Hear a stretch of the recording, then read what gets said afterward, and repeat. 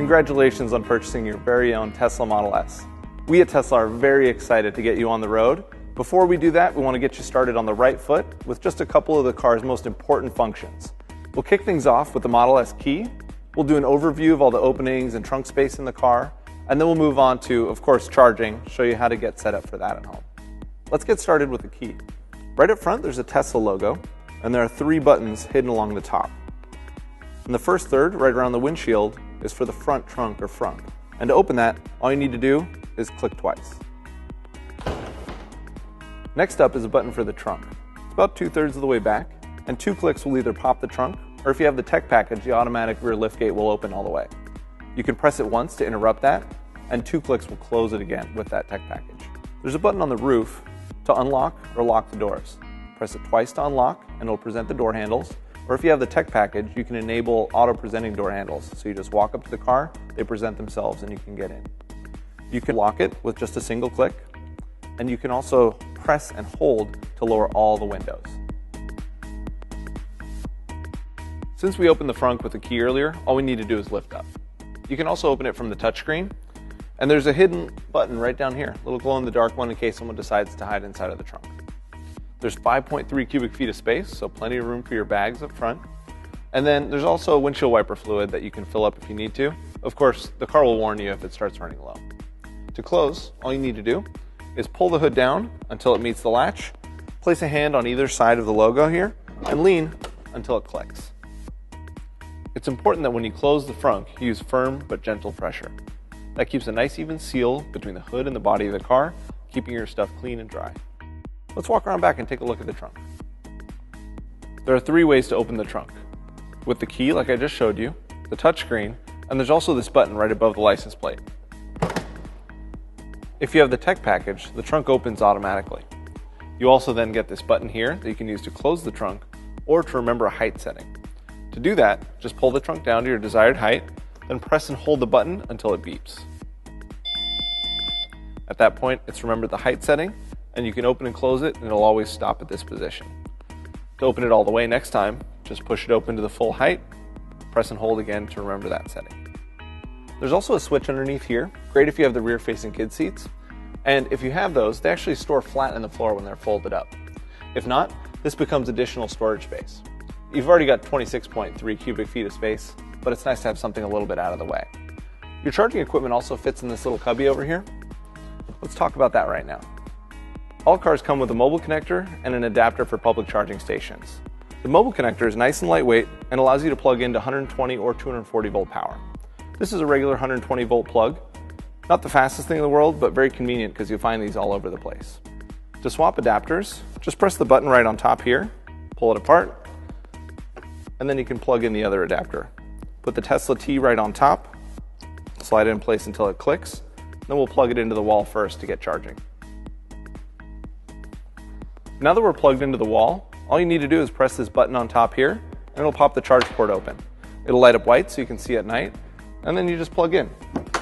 It'll turn blue initially, and then it'll turn flashing green as it starts to charge. If it stays blue a little longer, it's probably heating or cooling the battery to prepare it for charging. The flashing green will actually flash faster when the state of charge is low, and as it fills up, it gradually slows down and then goes solid green. You can also see the charging status on the instrument panel when the car is unlocked. You'll see the voltage, the current level, the speed at which it's charging in miles, and the total miles available. If you lock the car and walk away from it, the green flashing light will eventually go away so it doesn't attract attention.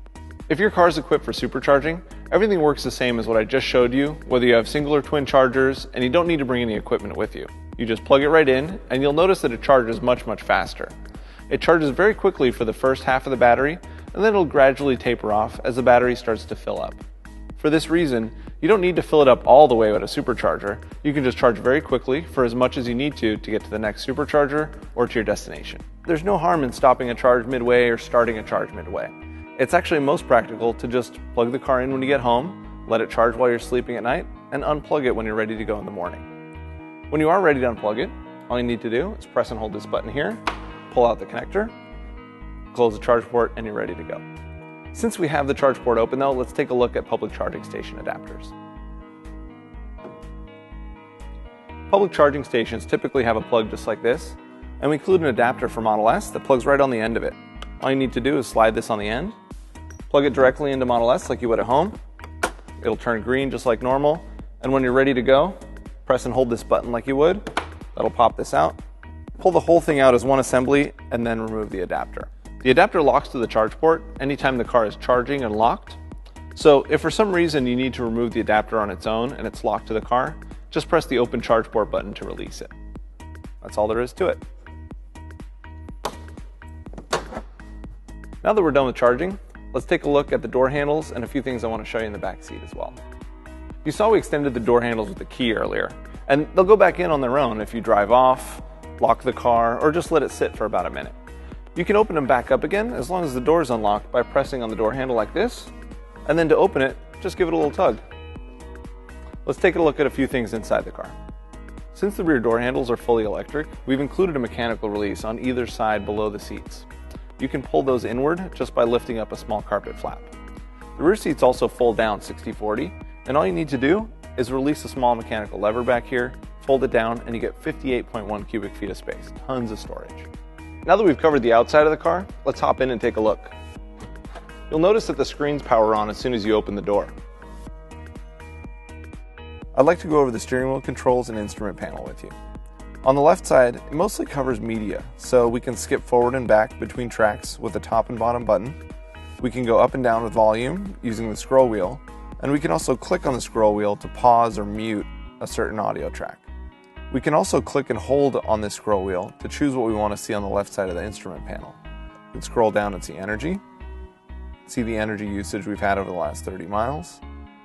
You can also see trip information and navigation if we had a route. If we had a route, it would automatically populate this left side, but you can always come back to one of these previous ones. To start the car, all you need to do is press the brake pedal. It already knows I'm here because there's a sensor in the seat. So I press the brake, it flips over the center screen, gives me some lights on top for warning lights, and then shows me my speed on the left side, again in the middle with that large 0, shows how much range I have available, and on the right side we see how much energy we've consumed instantaneously. So right now it's an orange line right around 0. As we accelerate, that orange line builds up and shows how much you're consuming. When you regenerate, when you lift off of the accelerator pedal, the car will slow down and it'll start recharging the battery, and this shows you a green line of how much is going back into that battery. You can also see what gear you're in on the bottom. So it's in park right now, but reverse or neutral would show there. The reverse neutral selector is right here. So I can press down for drive, I can press R for reverse, and just a little half click in between gives us neutral. Pressing on the end gives us park. And if I need an emergency brake while driving for whatever reason, you can just press and hold and that'll actuate the emergency brakes. On the right side, we have voice control with the top button. So I can press and hold on this and tell the car to navigate to a location. I can also ask it to play a certain track. So if I wanted to do that, I would press and hold, wait till it says recording, and then say something that it would do. So, play Rolling Stones. Let go of the button, and then it'll search for what I'd like to do. It now brought up Rolling Stones here. I can press on that on the touchscreen, and the car will automatically start playing Rolling Stones. I can see that on the right side using the same control here where I hold down the scroll wheel, and now I can choose between these different choices. So, media, and now I see that the car is playing Rolling Stones. Very cool. We can also use the bottom button to choose the menu here. We can customize or we can choose the phone menu. So if I click on the scroll wheel on customize, I now have a choice of what I'd like to do with this scroll wheel. It's currently set to all, and that allows us to cycle through all of the different choices here. Climate temperature, fan speed, display brightness, sunroof, media source.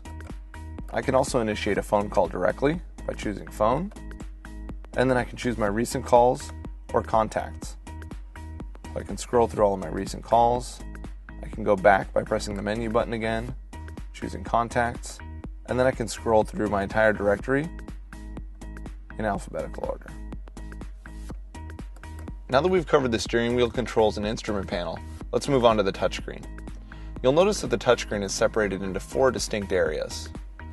There's a bar across the top that's always stationary, and to start with, there's a status bar on the very, very top here.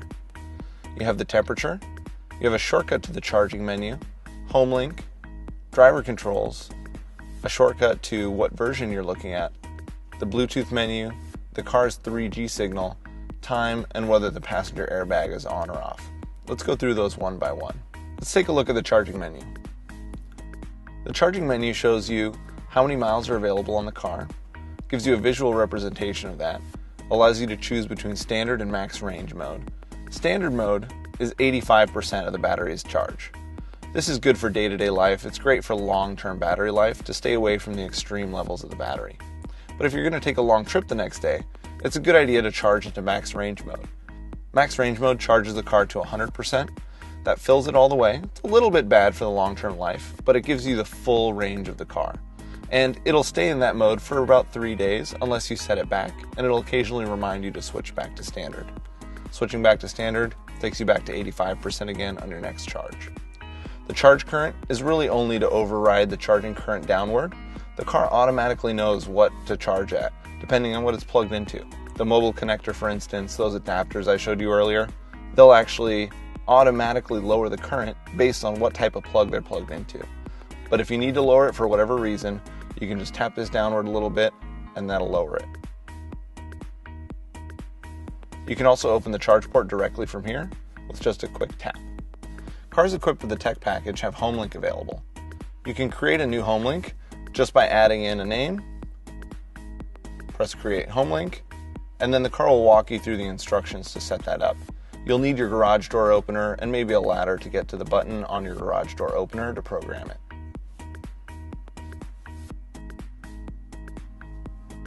You can also set a driver profile from here.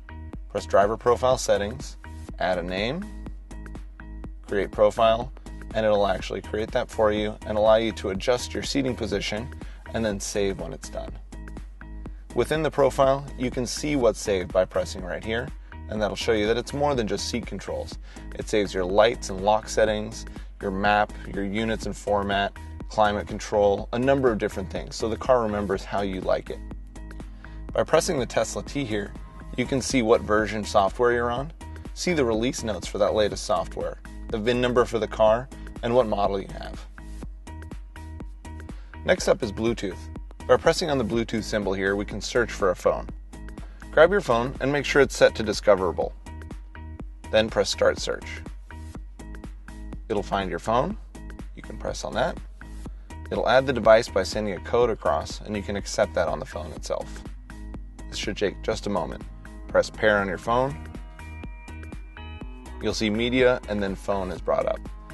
You can jump directly to either media or phone, but note that your phone contacts will take a little while to load, especially if you have a lot of them on the phone. We'll skip over that for now and jump into that in the phone settings later. This bar on the bottom is also stationary. There's a shortcut to the control menu and some heating and ventilation controls we'll cover later. Let's take a look in this menu here. You'll see there are a lot of different things we can control on the car directly from the touchscreen. Let's jump right in and take a look at the sunroof. We can open it by pressing on this bar here, so if I want to vent it, I can do that. I can drag it down to open it a certain amount, and I can also control it just by dragging the image here. That's all there is to it. Okay, let's have a look at the driving tab. In this, you can choose the height for the suspension.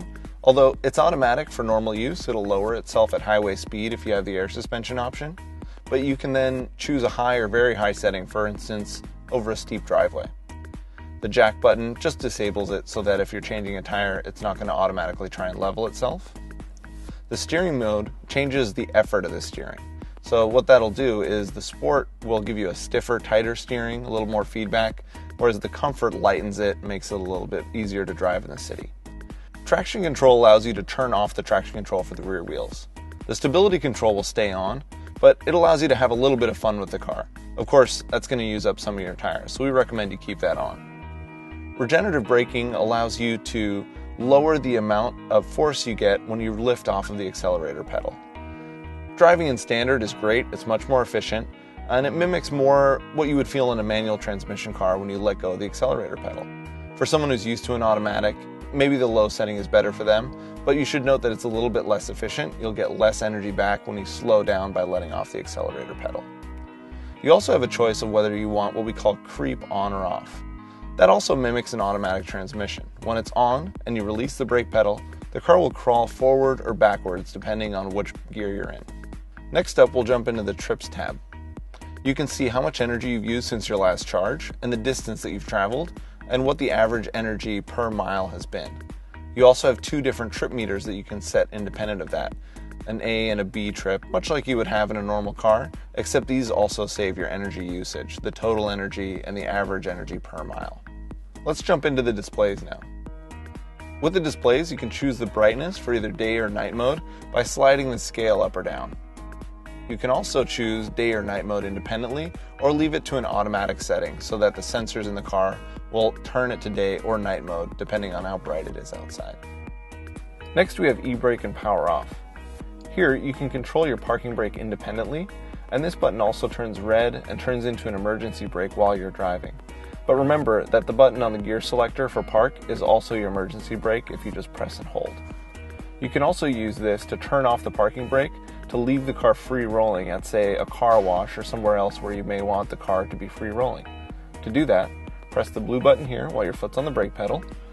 That will disable the parking brake, and then you can power off the car by pressing this button here.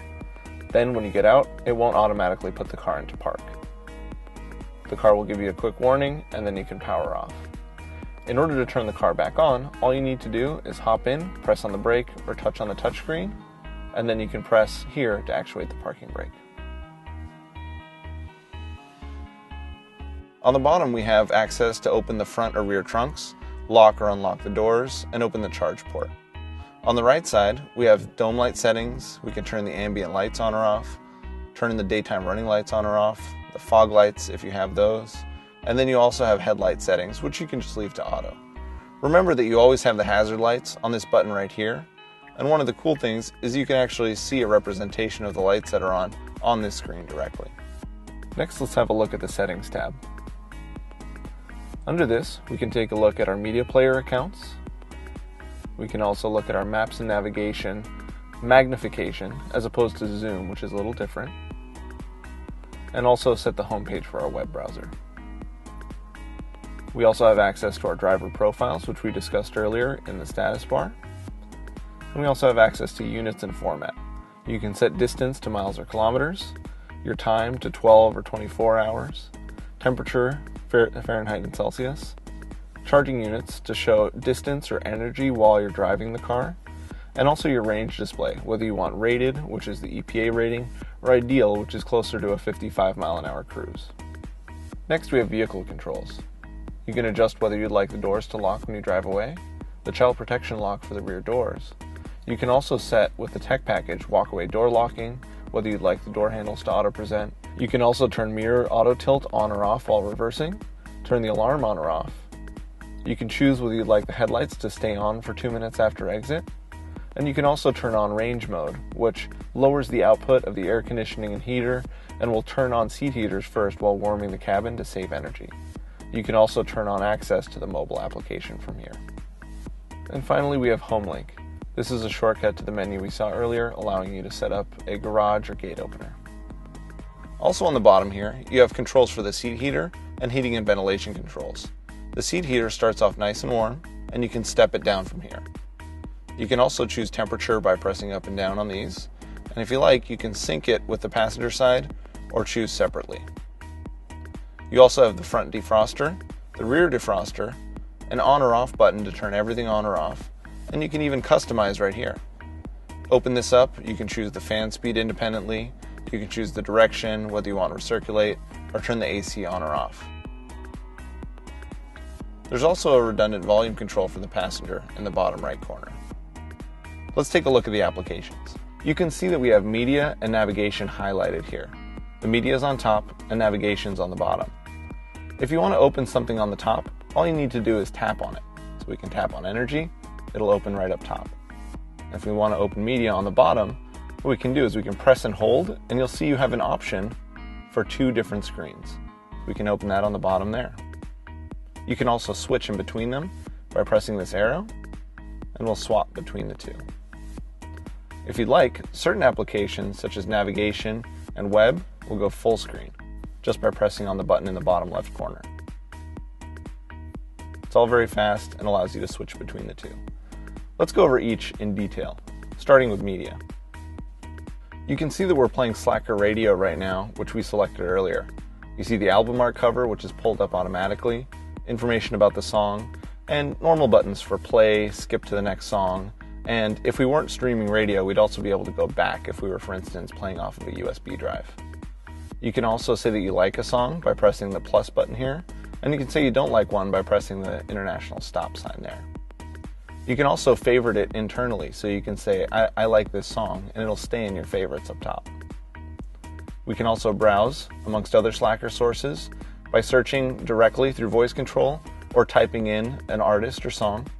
You can see recently searched, and then you can browse through news, custom station, top stations, lots of different options in here. By scrolling backwards, we can go to our other internet radio source, TuneIn Radio. TuneIn allows you to bring in radio stations from all over the world. Let's take a look at the normal radio options as well. You have a choice between FM, AM, or XM radio if you have a subscription. By pressing on FM, you get a more traditional tuner setup. You can slide in between stations and choose one specifically. You can search through just by clicking on here, backwards and forwards. And you can save a favorite just by pressing and holding on any one of these. Once it pulses, it saves that station.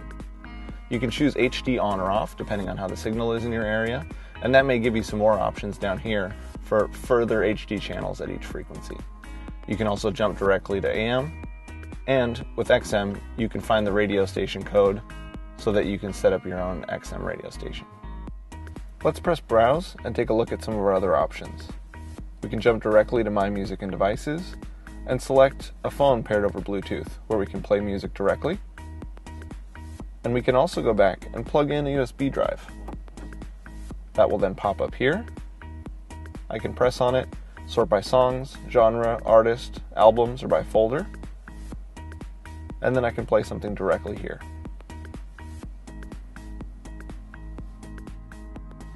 Under Favorites, we have all of our favorite radio stations, in addition to favorite tune-in stations, Slacker stations. A variety of different things can be sent to favorites, and you can have them all in one collection here. You can also see your recently played. We can see what we played today, yesterday, and even 2 weeks back. It goes quite a ways back, so if you're wondering what you listened to a week ago, it's right here. We can also jump directly to favorites and recents through these two buttons up top. You can also jump directly to your equalizer settings by pressing this button and fine-tune your settings directly. You can turn Dolby Surround on or off depending on the audio source, and you can also jump directly to fade and balance where you can concentrate the music right on the driver, and it has a smart center for 0. In addition to jumping between audio sources directly on the steering wheel controls, you can also jump between them by pressing this button here, jump directly to FM, AM, XM, TuneIn, Slacker, or whatever devices you have paired. Next up, let's take a look at the navigation. I'll switch it into the top pane again, and then in this bottom left corner, I can go full screen. The maps look great in full screen, and you have a couple of different choices. You can pinch to zoom, you can pull in to zoom in on something, get a closer view, you can switch to satellite, and you can also turn traffic on or off, whether you like seeing traffic on the roads or not. You can also zoom in and out using these buttons. You can have the car follow you on navigation by keeping this little blue target highlighted. With navigation, you can type in an address directly here, or if you have connectivity, you can just type in, say, a business, and it'll navigate you directly to the closest ones. We can also do that through voice controls. You can also see your history by pressing here, see all of the recent places that you've been to, and you can also choose your recent searches. So if you're 200 miles down the road and you need a cup of coffee, all you need to do is do the recent search and it'll find one nearest you. If we choose one of these, it'll do a search for anything nearby. We want to choose one of our Tesla Motors stores, we can click on that. There's an option to navigate or call the store directly from here.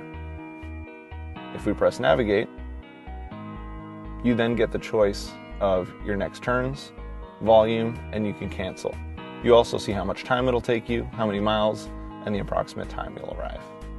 You can also jump directly to your final location by pressing the flag. Now let's take a look at the energy application. We'll cancel out of this, take this one out of full screen, and jump into energy on top just by tapping on it. This new energy application is great. It shows you your watt hours per mile over the course of the last 30, 15, or 5 miles, building different graphs of each level of data. You can also see your instantaneous range or your average range over that period. Lots and lots of information to tell you exactly how far you can go and how your driving has affected your actual range. Next up is the web browser. Web browser allows you to type a URL into the top or do a Google search directly in there as long as you have the connectivity package. You can go full screen, which is great. You can read a website while you're waiting to pick somebody up. You can also save favorites by pressing Heart Plus here, and you can jump directly to your favorites by pressing the heart. You can also jump to the backup camera at any time. It of course comes on automatically when you put the car into reverse. You can jump directly to your phone application from here. You can see your recent calls, you can see your contacts and scroll through those alphabetically, and you have a dialer in case you want to enter a number in directly. Of course, this is also available through the steering wheel controls. Now that we've covered the touchscreen, there's one more thing I want to show you. In the glove box, we have a few items for you. There's a quick guide for owners. This covers a lot of the functionality of the vehicle. Owner safety information. Terms of the new vehicle limited warranty. This card has a few important numbers on it. This is the number to our roadside assistance team. Program this in your phone should you ever need it. There's also a number that can connect you with our ownership experience team, which is happy to cover any questions you have about living with Model S after you've taken delivery, and our worldwide service team, should you ever need anything fixed on your Model S or just to schedule your annual checkup. Next up, there's a guide for the roadside assistance team. They're trained if you call our number to tow Model S, but it's good to keep this in the car just in case. Thanks for taking the time to learn about your Model S. We at Tesla wish you many years of driving enjoyment. Have fun out there.